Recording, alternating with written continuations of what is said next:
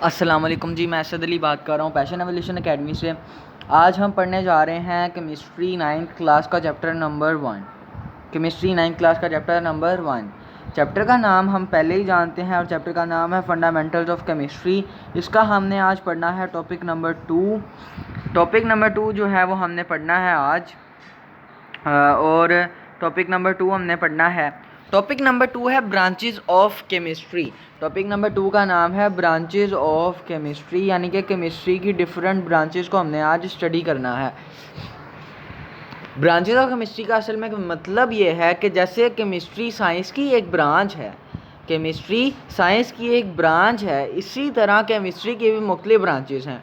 अब इसको हमने पहले समझना है कि हमने इसको लिखना कैसे है, बाद में हम इसकी डिटेल में जाएंगे कि हमने इसको स्टडी कैसे करना है, हमने इसको याद क्या क्या करना है। पहले हमने इसका देखना है हेडिंग पैटर्न। ये आपको शॉर्ट क्वेश्चन आते हैं। ये क्या आते हैं आपको? Short question. Branches of chemistry आपको क्या आती हैं? Short questions. ये एक शॉर्ट क्वेश्चन है, लेकिन चार ब्रांचेस हैं वो इकट्ठी आएँ तो लॉन्ग भी आ सकती हैं। वो आपको कोई सी भी 4 ब्रांचेस लिखने को कह सकता है, या वो आपको कोई सी भी 4 ब्रांचेस के नाम दे देगा और कहेगा कि इनको डिफ़ाइन करें अच्छे से, तो वो लॉन्ग बन जाएगा आपका। और एक जब इंडिविजुअल आएगी तो वो शॉर्ट क्वेश्चन होगा, या फिर 2 के अंदर वो डिफरेंस पूछ सकता है।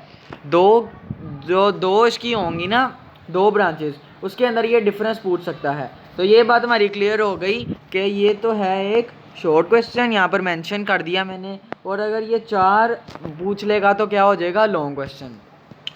अभी हम इसकी शॉर्ट की हेडिंग पैटर्न देखते हैं। आपने लिखनी है डेफिनेशन, और डेफिनेशन सबसे पहली लाइन में लिखी होगी हर जो है ना ब्रांच की। उसके मैं आपको ज़ाहिरी बात है निशान भी लगवाऊंगा, लेकिन ये हमें पता है कि इसकी डेफिनेशन जो है वो लिखी होगी पहले से ही। अब हमें पता है कि हमने सबसे पहले इसकी क्या लिखनी है? डेफिनेशन। डेफिनेशन के बाद नीचे लिखी होगी लाइनें जो थोड़ी बहुत लिखी होंगी वो होंगी एक्सप्लेनेशन। वो क्या होंगी? एक्सप्लेनेशन। अगर वो एक्सप्लेनेशन बनती हुई, अगर वो एक्सप्लेनेशन नहीं बनती होगी तो वो एग्जाम्पल होगी। अगर आपने डेफिनेशन और एग्जाम्पल, एक्सप्लेनेशन, इन तीनों चीज़ों में से कोई सी भी 2 चीज़ें आपने लिख ली तो आपके 2 मार्क्स पूरे हैं।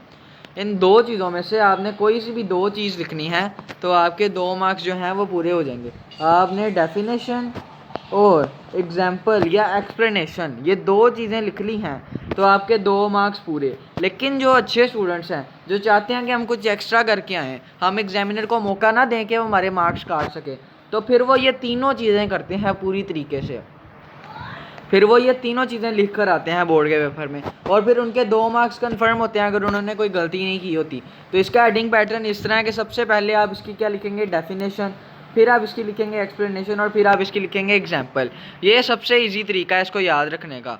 इसके बाद हम इसकी स्टार्टिंग लाइंस का एक हैक जानते हैं, क्योंकि हमारे स्टडी का मोटिव ही है कि हम ईजीली स्टडी कर सकें, हम मुश्किल स्टडी ना कर सकें।